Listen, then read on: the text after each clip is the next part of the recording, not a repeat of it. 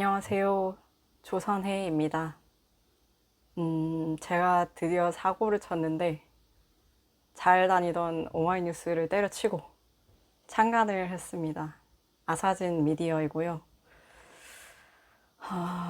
앞으로 많은 관심 응원 부탁드립니다.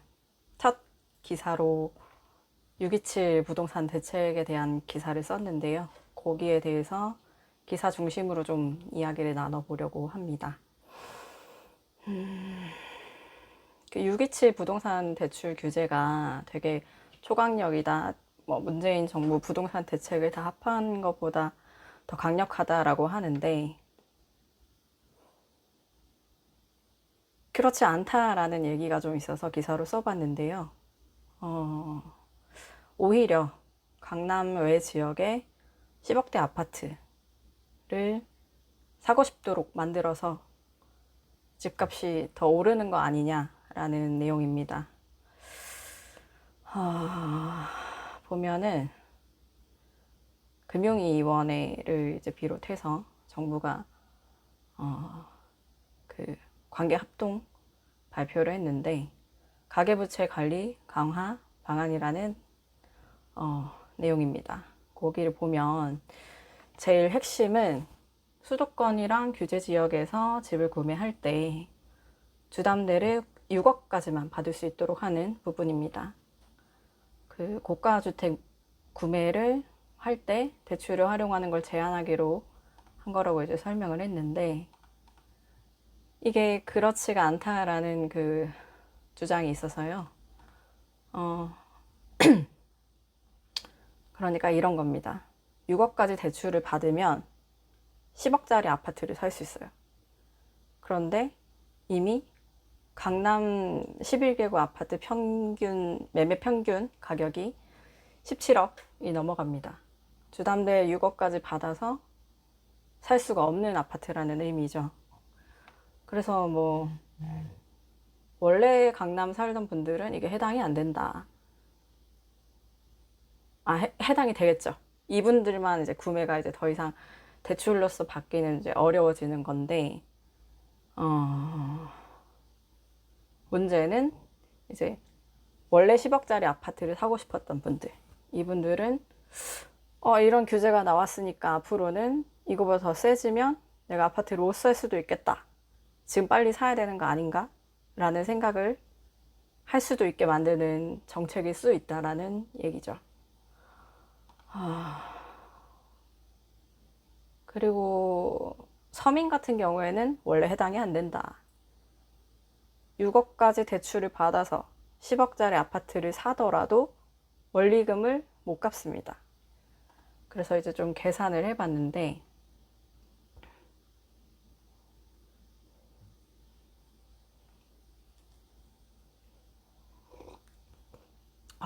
힘드네요 이거 처음 하려니까. 30년 만기로 4.5% 금리로 주담대를 받아서 원금 균등 분할 상환을 선택을 하면 매월 391만 원을 갚아야 돼요. 이거를 누가 감당할 수 있냐라는 건데 올해 기준 3인 가구 중위 소득을 보건복지부 이제 자료를 봤을 때 보면 502만 원입니다. 그러면 대출 갚고 나면 111만 원 남아서 생활이 어렵겠죠. 그러면 보통 사는 사람들은 이거를 못 산다. 그러면 원래 10억을 살 수 있었던 사람들이 카피바라가 나왔네요. 제가 들고 있습니다. 빨리 이 규제가 나왔을 때 빨리 그 대출을 받아서 아파트를 사려고 할 수 있다. 그렇게 되면 10억대 아파트 가격 그리고 그 언저리에 있는 가격대 아파트 가격이 오를 수 있다. 라는 우려입니다. 그래서 그걸 막 어떻게 해야 되냐. 그 이재명 대통령이 추가로 더 대출 규제 같은 부동산 규제가 나올 것이다 라고 했는데 어떻게 하면 좋을까라는 이제 대안을 조금 말씀을 드리려고 하는데 LTV를 60% 이하로 낮춰야 한다라는 주장이거든요. 모든 지역, 모든 주택 상관없이. 그리고 생애 최초 주택에도 마찬가지로 70%도 너무 많다라고 하는 게 이제 제가 이전에도 인터뷰를 많이 했던 우리 현장 전문가 장석호 공인중개사님의 이제 의견이고요.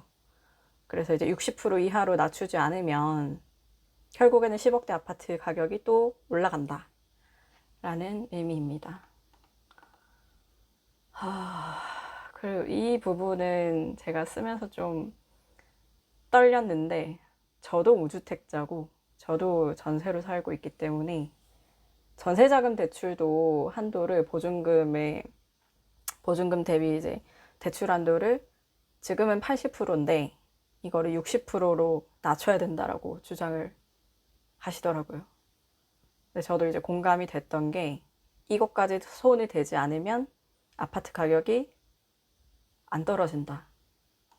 왜냐?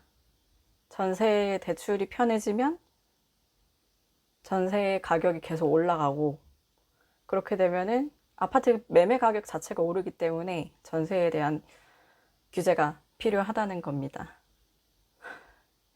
그런데 이거 저도 쓰면서도 당장 이제 전세를 들어가고 싶으신 분들, 그리고 이제 당장 이제 내가 집을 살려고 생각을 했던 분들이 뭔 소리야, 나 집 못 사게 또 만드는 거냐 라고 하실 것 같아서 되게 걱정이 되는데, 그럼에도 불구하고 이렇게 쓴 이유는 이걸 계속 방치하거나 LTV 규제를 너무 하지 않거나 전세 대출도 지금처럼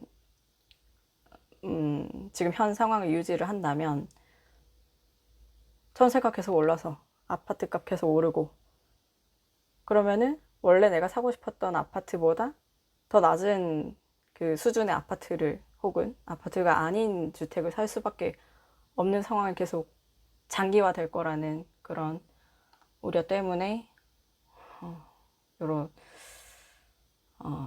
그렇게 기사를 썼고요. 그리고 어차피 LTV를 100%로 하더라도 집이 없으신 분들은, 그리고 평균의 어떤 그 소득 내지는 자산을 가지고 있는 분들은 지금도 아파트 사기 어렵습니다. 서울에 있는. LTV 100% 한다 해도 원리금을 한 달에 갚을 수 있는 그 금액이 어느 정도 정해져 있기 때문에 LTV 규제가 집을 구매하는 거의 여부에 그다지 영향을 주지 않는다라는 의견입니다. 그래서 일단은 우리가 긴 이야기가 되겠지만, 일단 집값을 떨어뜨리는데 최대한 집중을 해야 되고, 그러면은 그동안 나는 전세도 들어가기 어렵고 매매도 들어가기 어려운데 어떻게 해야 되냐?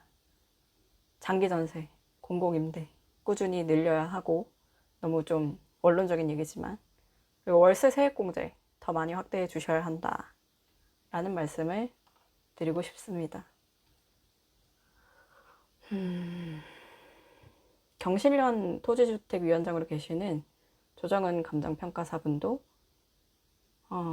지금 당장 627 대책으로 강남 집값이 좀 안정되는 것 같아, 긍정적인 효과가 있는 것 같다 라고 하면서, 이제 후속 대책이 나오면 전세 대출을 좀 규제를 하는 방향으로 가는 것이 좋겠다라는 의견을 주셨습니다. 이후 기사는 이제 세제 관련된 내용인데요. 양도세랑 근소세 좀 비교를 하면서 어떻게 좀 방향을 가는 것이 좋은가. 정부에서 양도세 관련해서는 세제 개편안을 내지 않는다고 좀 미루겠다라는 그 얘기를 한 걸로 제가 알고 있는데, 앞으로 향후에 늦더라도 어떻게 하면 좋을지 짚어보는 기사를 쓰겠습니다. 오늘은 여기까지입니다. 감사합니다.